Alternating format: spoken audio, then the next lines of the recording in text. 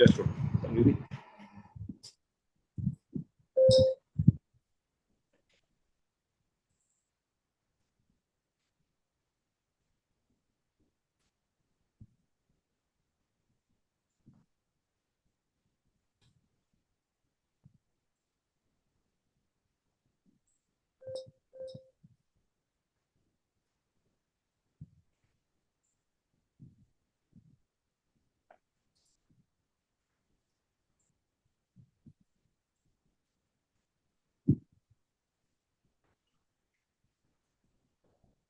Before we start the session, happy Raksha Bandhan to everyone.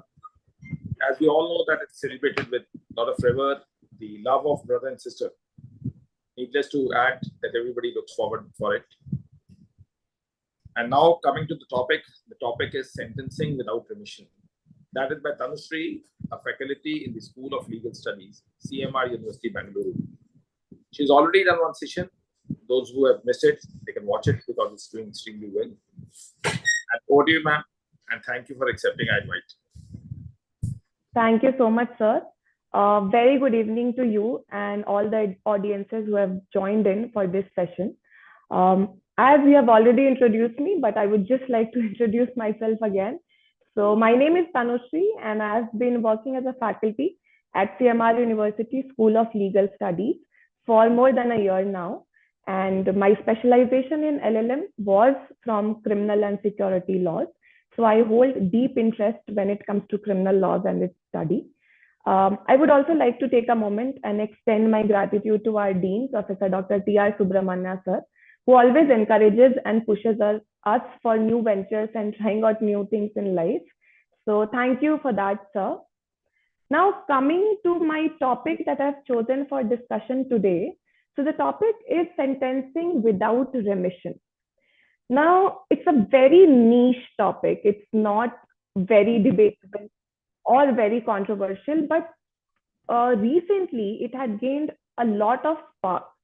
Now, why it has gained a lot of spark is because of the reason that we have shifted. The modern criminal justice jurisprudence is shifting towards reformative approaches a lot more than our previous approach, that was retributive approach.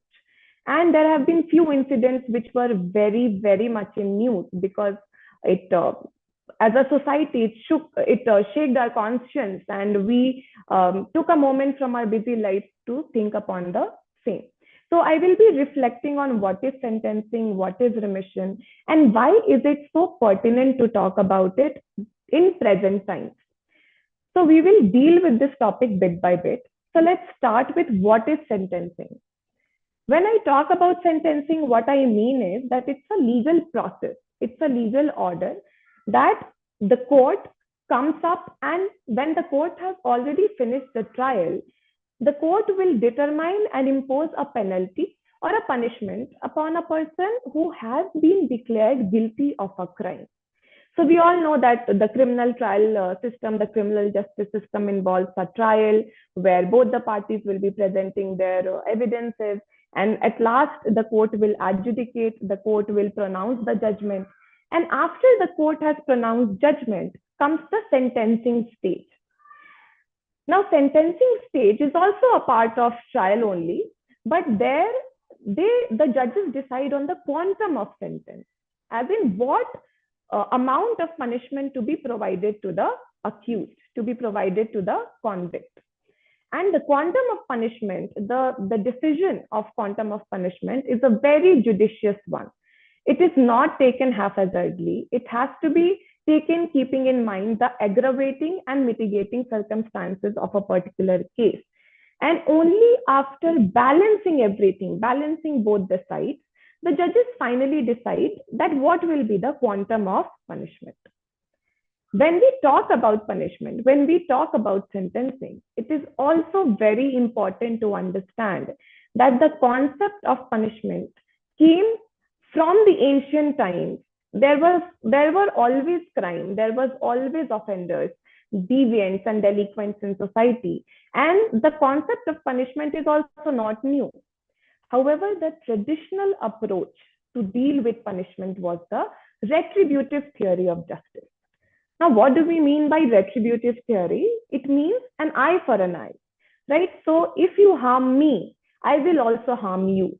So it's about inflicting the same amount of pain that the offender has inflicted upon the society. And since we are talking about criminal laws, the state presupposes itself to be a victim, and the state becomes victim in the criminal case, and the state in turn eventually goes on to inflicting crime, that is imposing punishment to the offender. So that is a very retributive aspect to punishment and sentencing. However, when we talk about the modern criminal day jurisprudence that we very much try to follow in India, that we very much try to achieve in India, it's something called as reformative theory. Now, reformative theory is that we understand criminal has committed a crime, criminal has to be punished, but we also want to reform the person. So it is important to highlight the objective behind sentencing. It is very important to highlight the purpose and rationale behind giving punishment. We give punishment and we deal with two aspects. The first aspect being that how effective and efficient is the punishment. Whatever we are awarding as punishment, is it going to be efficient? Is it going to be effectively implemented? And the second very crucial aspect is that we need to check what is the object behind giving punishment. We are not simply punishing a person because we have to punish, we have to incarcerate him. No, that was the ancient approach. That was the traditional approach. When we talk about modern day jurisprudence, we also focus on reforming the prisoner and reintegrating him into the society. So this cycle where a criminal has committed a crime, we award punishment, then we transform him, and then we reintegrate him back into the society so that there is no recidivism, so that the person does not become a recidivist. What do we mean by recidivist? Is someone who goes back to committing crimes again and again and again. So in legal terms, we can also call them a habitual offender. So that is something which we have to prevent as a society, right? So this is the shift that we have to keep in our mind, that we are shifting from retribution to reformative theory of justice. And it is highlighted times and again in every modern day jurisprudence that this shift is very important if we have to grow and develop as a society, right? So this is the whole sentencing and the object behind sentencing aspect. Now we'll talk about remission, and then we'll see how both these things are interconnected. What is remission? Is an executive function where the executive will shorten the duration of your punishment without changing the nature of your punishment. What do we mean by this? Is suppose a person has been given 10 years of rigorous imprisonment. So the executive, the state government, the central government, they have the power to reduce the duration of this 10 years to 5 years of rigorous imprisonment only. So we are not changing the nature of the punishment. We are only reducing the duration of the punishment. This is an executive function, and this function can be exercised through three ways. There are three ways to exercise this function. The first one being the constitutional mechanism. Now, when we talk about constitutional mechanism, we talk about Article 72 and Article 161 of the Indian Constitution, where this power has been conferred upon the president and the governors of the respective states, and they exercise this power with the aid and advice of the Council of Ministers, as very clearly manifested under Article 74, that the president will act with the aid and advice of the Council of Ministers. So that is one way where president and governors, that is the constitutional heads of our country, they have the power to exercise this function, exercise this grant of remission, and several other pardoning powers as well, such as suspension, commutation, reprieve, respite, all of those things vest with the president and the governors. The second aspect is the legislative framework that is provided for grant of remission. When we talk about the legislative framework, we are talking about the laws we have at hand. So the Criminal Procedure Code of 1973 and the Bharatiya Nagarik Suraksha Sanhita of 2023 almost carries the same law. There have been no change when it comes to remission laws in the new criminal laws. So in the 1973 CRPC, the remission laws were given from section 432 and onwards. And it was written that the appropriate government, that is, if a person has committed an offense to which the power vests with the state government or the offense is against the state government, the appropriate government would be the state government. And if any offense has been committed against the union, the center, the appropriate government would be the central government. And they will also have this power of granting remission or commutation of sentences. So they also have this power to grant. And this power falls under the legislative framework. Now, what happened when this power was granted to the executive? A lot of misuse was started happening on the part of the authorities, on the part of the government. And in order to combat with that problem, in order to deal with that issue, in 1978 came a criminal law amendment which inserted section 433A to the CRPC. Now, the equivalent section to section 433A in Bharatiya Nagarik Suraksha Sanhita is section 475. And both are same sections. Nothing has been changed in the new law as well. So 433A was inserted in 1978 and it provided a rider. It provided a condition that if any person has been convicted for any offense for which he has been awarded life imprisonment, and for that offense, capital punishment is also one of the punishment. Or this is the first situation where he has been awarded life imprisonment, where capital punishment is also one of the punishments provided. Or the second situation is where his capital punishment has been commuted to life imprisonment. So in these two situations, the legislature came up with an amendment that a criminal before grant of remission or commutation has to spend mandatorily minimum of 14 years in prison. And unless and until you don't complete your 14 years behind jail, the appropriate state government do not have the authority to grant remission. So this came in 1978 because I already discussed that there was a lot of misuse by the authorities, by the government. Now, this insertion of new section was challenged in the case of very landmark case. I hope most of you would be knowing it. In the case of Maru Ram versus Union of India. Now, a group of prisoners challenged this new insertion of law on the basis that it is violative of their Article 14, Article 20, and Article 21. The basis for this allegation was that why are we creating this classification among the prisoners? Why the prisoners who are qualifying under Section 433A, who are qualifying the ingredients of Section 433A, have to mandatorily undergo a minimum of 14 years imprisonment, while others don't have to. So they said there is no reasonable classification, and hence it is violative of their right to equality, and it is also impinging on their right to equality, right to life and liberty under Article 21. The Supreme Court upheld the constitutional validity of Section 433A in this case. And the reasoning that was given was that we need to understand that there does exist a reasonable classification. And the reasonable classification is on the basis of intelligible differentia that has been categorized in this case, has been categorized through this 1978 amendment.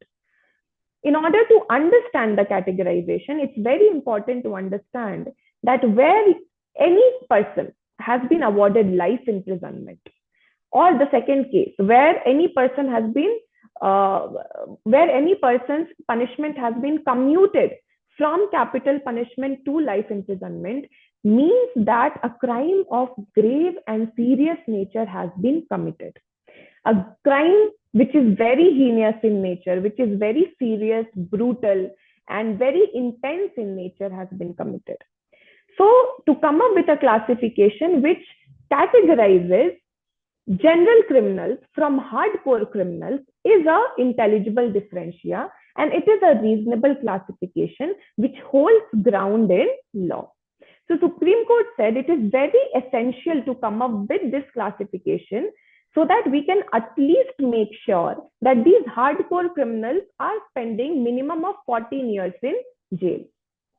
So this was the whole the statutory framework, the legislative framework that we have in picture, and the same laws, the same equivalent laws we find in BNSS 2023 from section 472 and onwards.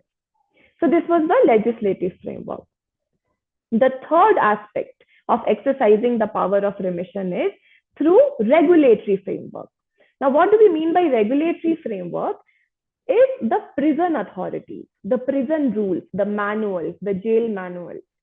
Now, every state has their own prison rules, and all the prison rules will be little bit different. So they have provided their own criteria, and they have their own remission policies, and they have given certain ingredients, certain essentials, certain qualifications which a prisoner has to qualify before grant of remission can be made. So these are the three ways in which remission can be exercised. The first one being the constitutional framework exercised through president and the governors. The second one being the legislative framework that we have in BNSS, now section 472 and onwards, where appropriate government, that is either the central government or the state government, would be exercising this function. And third one being the regulatory framework. That is, we also have to keep in mind, we also have to consider the prison rules and the jail manuals of different states. So this is remission. Now, why are we talking about sentencing and remission at the same time? It's very important to understand that remission very clearly falls within the reformative approach to justice. Why reformative approach? Because we give a way out to the criminals who have spent a considerable amount in jail for them to get out of jail and to live their own life and to reintegrate in the society back again. So this falls under the reformative approach, that we can't isolate someone behind jail for their entire life. And if the person is showing good signs, positive signs of reformation, we have to help such prisoners reintegrating back into the society. However, remission is something which has been misused, and it has been misused on several occasions. Very, very recent, very highlighted, infamous examples I would like to state here. Two examples which I think most of you would be knowing.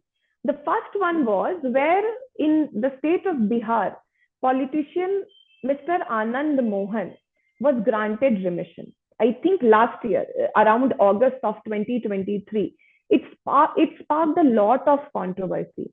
Now, what was the reason behind that controversy? That this person, Mr. Anand Mohan, was a prominent political figure, and while he was in power, he killed one district magistrate in 1994 while the district magistrate was performing his official duty. So he was declared guilty. He was awarded life imprisonment as punishment. Mr. Anand Mohan almost completed 16 years in August of 2023, not fully. It was somewhere between 15 to 16 years. And the Bihar government, under the leadership of Mr. Nitish Kumar, they tweaked the prison rules. Now, the prison rules for the state of Bihar states that if you have committed any crime against a public servant on duty, remission shall not be granted. In August of 2023, this rule was tweaked and changed. So it was changed that it was removed. This clause was completely removed. And the basis was that the status of the victim, the official status of the victim should not determine, should not decide whether a criminal should be granted remission or not. Because a victim is a victim. So they said that when we categorize a general victim and public servant as a victim, we are creating a status divide, which is not required in present society. And Mr. Anand Mohan was released from jail after spending almost 15 to 16 years in prison, although he was awarded life imprisonment.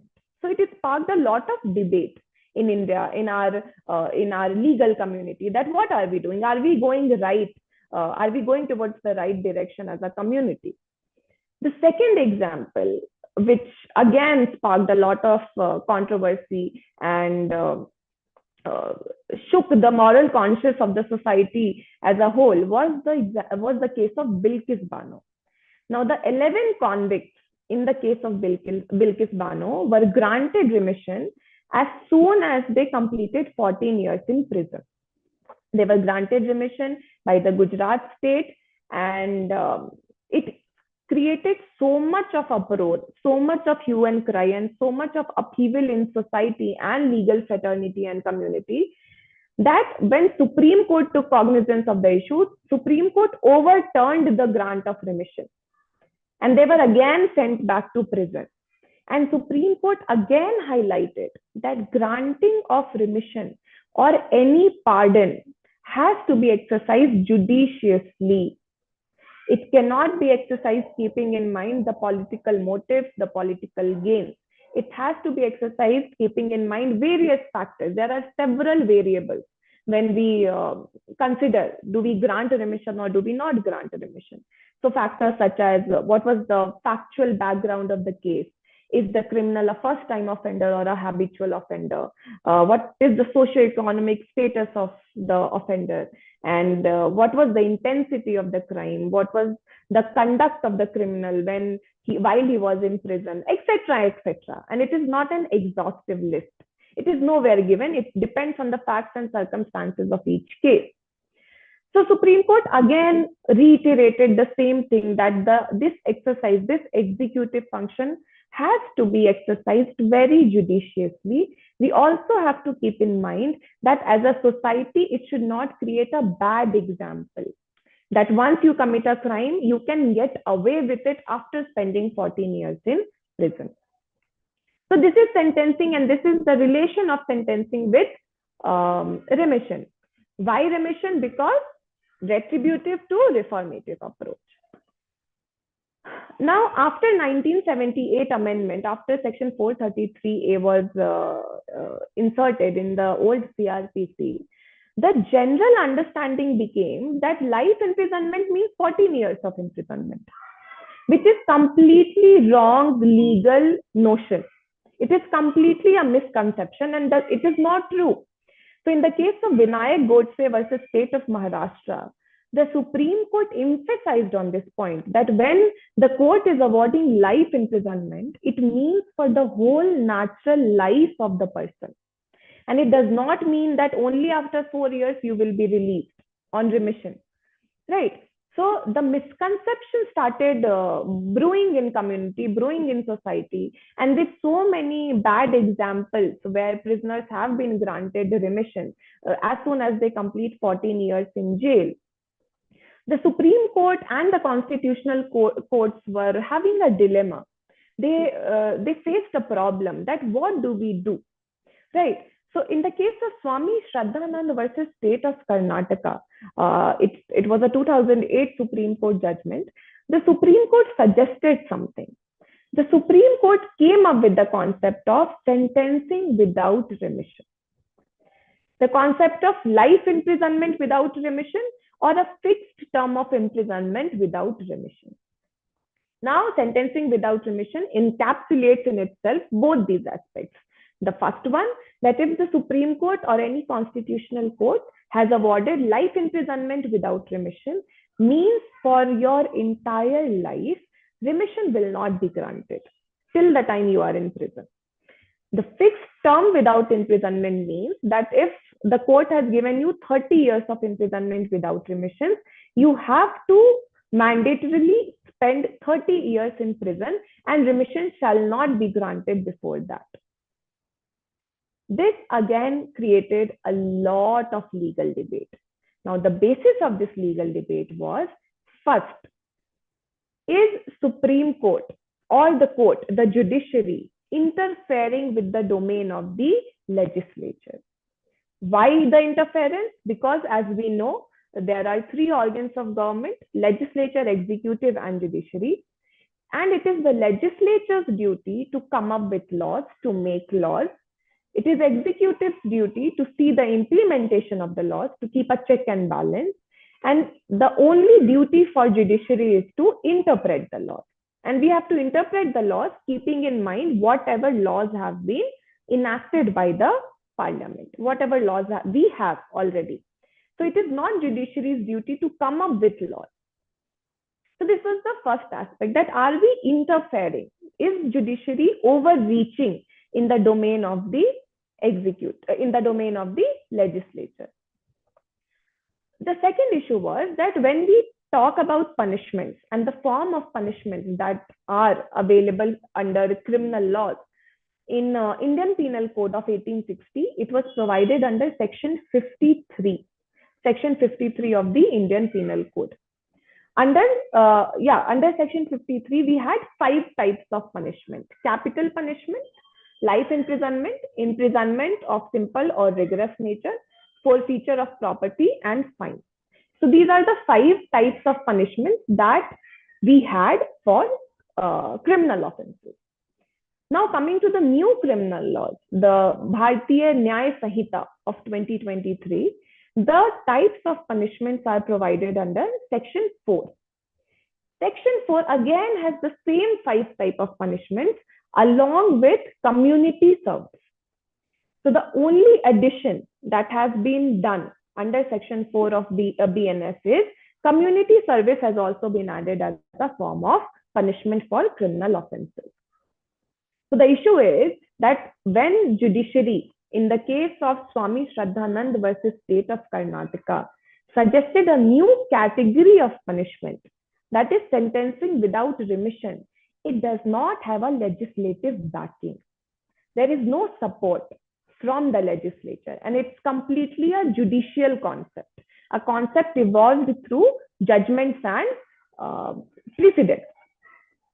Also, the new law does not contain the same. So still, it has not been added in our new criminal law. So this was the issue that was there in Swami Shraddhanand case. Again, in the case of Murugan versus Union of India, the Supreme Court gave to the convict, the Supreme Court awarded 30 years of imprisonment without remission. Again, same issue. Can we do that? Is that possible?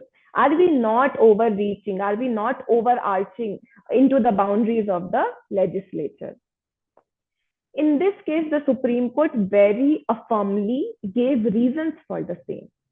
The reason being, now this reason can be understood by the legal fraternity as well as any common man, because it's very important to understand that there was a gap when it comes to sentencing.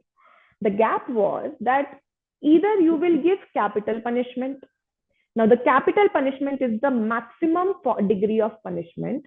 And through the judicial evolution that we have upon capital punishment, that is, we have Jagmohan Singh case, Bachchan Singh, Machi Singh, all of those cases. And the doctrine that has been established is the rarest of rare doctrine. So only if a particular case, the facts, circumstances, and the background of a case falls under rarest of rare doctrine, then only capital punishment can be awarded, right? And now the rarest of rare doctrine has not been defined. It's not an exhaustive list. It depends on facts and circumstances of each case, right? However, there are certain guidelines that was provided in the case such as Bachchan Singh and Machi Singh, that, you know, when it is not targeting one individual, but it shakes the moral compass of entire society, or if the crime is so brutal, so grotesque in nature that it is beyond human foresight, or something where it targets a particular community, etc., etc. So few guidelines were provided. Now, either the court will award capital punishment or the court will give life imprisonment. There are few cases which do not qualify the rarest of rare doctrine, the rarest of rare principle. However, it does not mean that the crime is not brutal or serious in nature. The dilemma that the courts were having, that either we give capital punishment, which is excessively harsh, right? Because it's not a matter of routine, it's rarity, right? Awarding capital punishment is rarity. So if we keep on awarding capital punishment for all offenses, it will be excessively harsh punishment. And if we give life imprisonment, the person will eventually come out of the jail after 14 years. And 14 years for any crime which is also serious and heinous in nature is very disproportionately weak. So the issue was, it's very, very interesting that either 14 years or life imprisonment. So there was a huge divide. There was a huge gap. And the laws were not sufficient to fill that gap. We did not know how to fill this gap, right? And the judiciary was also in the dilemma that what to do. If we don't give award capital punishment, this prisoner will eventually be out on remission after 14 years. 14 years is disproportionately weak if we compare the nature of the crime. So keeping all these things in mind, through the case of Swami Shraddhanand and the Murugan case, came the concept of sentencing without remission. Sentencing without remission bridges this gap. It bridges the divide that is there. And one very important quote that Supreme Court has given in the case of Murugan, and which has again been reiterated in a very recent case. It's a 2023 judgment by the Supreme Court in the case of Vikas Chaudhary versus the state and city of Delhi, that Valmikis are not born every day. Especially if we keep in mind the social and political environment that the present generation is dealing with, and the greed and the corruption and everything that has been going around in society. It is a very wishful thinking that every criminal will be reformed at the end of the day. Right. So Supreme Court stressed on this point that Valmikis are not born every day. And even though reformative approach is something that we have to have, right? We cannot go back. We are not a regressive society. Still, the reformation can be brought through prison reforms, through several innovations and innovative steps that could be taken inside prisons, through introduction of several vocational courses in prison, and providing basic amenities, basic facilities of life in prison, and the concept of open prisons, etc. and etc. So all those things we have to have in order to have a reformative take on theories of justice, but only focusing on reformation and doing this wishful thinking that all criminals, no matter how much hardcore or hardened that criminal is, that he will reform, is a very wishful thinking, and it's foolish to have this thinking. So in these cases, the Supreme Court said we need to bridge this gap, and we need to have this type of a category of punishment where there will be sentencing without remission. Now, in the case of Murugan, the bench was headed by the then Chief Justice of India, Honorable Mr. U.U. Lalit. Mr. U.U. Lalit, Justice U.U. Lalit, dissented in this case. And he gave his dissenting opinion on the basis that even though he agrees with the fact that we need to bridge this gap and we need to come up with something where there has to be a midway, there has to be a mid path, it is beyond judiciary's power. It is beyond judiciary's scope to come up with that category of punishment. And it is solely the domain of the legislature to come up with such laws. So this was the dissenting opinion of Honorable Mr. Justice U.U. Lalit at that point of time. However, the majority of the judges were in the favor of this, and they came up with the concept of sentencing without remission. And since then, we have been following it. time and again it has been questioned. The very recent case that again reiterated on the same point, discussed on the same point, was Vikas Chaudhary versus the state and city of Delhi in 2023. Now, dealing with the same issue, the Supreme Court gave certain guidelines in this case. The guidelines were in the nature that we agree that this is something that legislature has to come up with. But if we go back in time and we see the judicial trend, this is not happening for the first time. This has happened several times. Even if we consider the 2008 and 2009 amendments to CRPC, which added the safeguards for arrest, it originated from the case of D.K. Basu.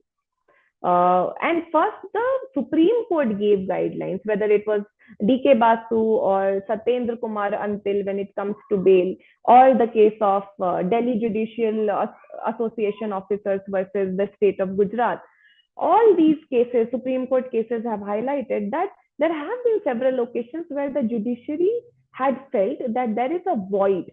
There is a void in law, and the judiciary has come up with certain guidelines which have been later adopted by the parliament. Another example that could be cited can be of Vishaka guidelines, which came in the case of Vishaka versus state of Rajasthan. And later on, the Prevention of Sexual Harassment at Workplace Act was enacted. And the same guidelines were adopted by the parliament, and we had a law. So the Supreme Court took help of these precedents and said it has not been happening for the first time. And where there is no law, a void in community which does not satisfies the requirements of present day or contemporary societies, the judiciary can come up with certain guidelines, and it is up to the legislature to either reject or accept that law. The second thing that the Supreme Court in Vikas Chaudhary gave as a guideline was that the award of punishment, that is awarding punishment without remission, can only be done by the constitutional courts. That is either Supreme Court or the High Court. So this is beyond the powers of the session courts or trial courts, because somewhere or the other, it curtails and it deals with the liberty and freedom aspect of the prisoner. So they told that only the courts of highest nature, that is constitutional courts, high courts and Supreme Courts, will be having the authority to adjudicate and pronounce these punishments, that is punishment sentencing without remission. The third guideline that was given was that the evidences have to be properly analyzed. The evidences have to be properly analyzed by the constitutional courts before they come up with this punishment. And the last one was that this in no way takes away the constitutional powers of the president or the governor. So whatever constitutional powers vest with the president and the governors of respective states under Article 72 and 161 of our constitution will remain with them, and the courts can in no way snatch these powers from them, and those powers can only be taken away through the way of constitutional amendments. So this punishment that a court will pronounce will only apply on the prison authorities and the appropriate government, that is either the central government or the state government. If a president or a governor is of the opinion that they have to go ahead and grant a remission or other sort of pardons, they are not bound by the judgment of the courts, because they are constitutional heads and those are constitutional powers. So it does not interfere, in no way it does interfere with the constitutional powers of the president and the governor. So this was given, and Supreme Court in a way gave guidelines that we are not simply coming up with this category of punishment. We are also telling you how do we actually implement it judiciously, and it will be a fruitful exercise. We are not going to use this power arbitrarily, right? And while pronouncing this judgment, the Supreme Court said that in the current anxious and unsettling environment if deterrent punishment is not used, there will be pandemonium across the entire nation. That is, the nation will be in chaos. And the criminals will get the motivation to roam free in the society, affecting the lives of thousands of innocents. And if this situation arises, we will go back. We will not progress. We will be a regressive society, and the state will not be able to guarantee the life and liberty of the civilians, which is very important, right? The second aspect that was highlighted by the Supreme Court was that we understand it's very important to offer reformation, to offer rehabilitation to the offenders, to the prisoners, to the convicts, so that the society progresses and they also reintegrate back. But it is also important that the victim gets satisfaction. It is also important that we rehabilitate the victim. We cannot completely ignore the needs and wants of the victim. And we have to provide them with the relief that they have, relief from the torture and suffering brought on by the criminal. And if we don't follow this approach, we will be completely disregarding the victim and their emotions. The third point that was highlighted was that liberty and freedom is not absolute. If a prisoner has liberty and right to freedom and right to life and liberty and right to equality, all of those things, it is equivalently applicable upon the victims as well. So it is also important to take high in regard what the society wants. And reformation is not an isolated concept. Reformation can only be brought when it's a whole integrated process, when all the agents of society, when all the agencies of crime control, that is the police, the trial, the courts, the jail authorities, all these authorities are working together like an integrated circuit. And then only reformation can be brought about. So it's not only by granting of remission or commutation that we can bring remission or reformation in society. It's a whole integrative approach. So this was the recent case of Vikas Chaudhary versus the state of Delhi, where the concept of punishment, the concept of sentencing without remission was again upheld and was declared as constitutionally valid. However, now when we have Bharatiya Nagarik Suraksha Sanhita in 2023 and the Bharatiya Nyay Sanhita, BNS 2023, there again is a problem. This category of offense is not recognized under Section 4 as a type of punishment. So again, it has left a void open. And as a member of legal community, as a member of legal fraternity, I hope that the required amendment will be brought upon, because we need amendment and we need to insert this category of punishment, that is sentencing without remission, so that it also gets a legal backing. Unless and until it does not have a legal backing, it will always be questioned. The legislature has never, not even once, rejected this categorization of offense. That is okay. But what we need is acceptance of this category of punishment. And this could have been done in the new BNS 2023, like how community service was added. Sentencing without remission could also have been added. However, even if it's not done, what we can expect or what we can aspire to happen in future is some sort of amendment should be brought, and the same should be inserted under Section 4. Otherwise, it will always create a problem. It will always be like a legal lacuna that we have. However, till the time it is not happening, we have our precedents, we have our Supreme Court and the judgments that we follow. So the constitutional validity of sentencing without remission has been very well upheld in several Supreme Court cases.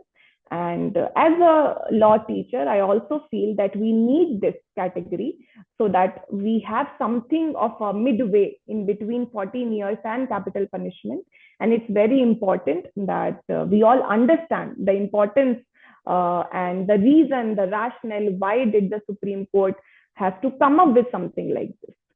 So with this, sir, I would like to end my lecture here.